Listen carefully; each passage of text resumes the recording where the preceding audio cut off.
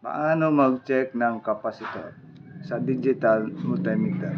Set mo siya sa ohms, tapos iset mo sa farad.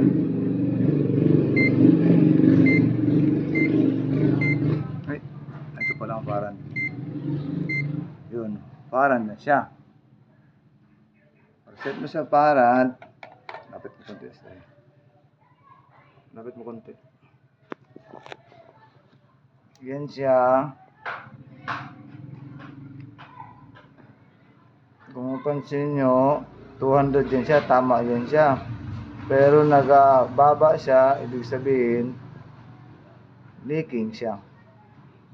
Sira na ito. Kita nyo, nagababa. Ang diferensya niyan, anong sinyalis na leaking yan siya? Yan, may butas. Nag-leak na siya. Pangalawang sira.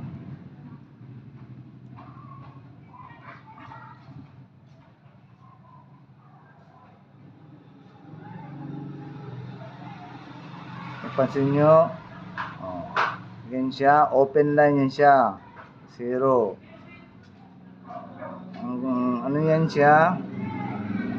Pero tandaan ay butas na putok. Okay, stop.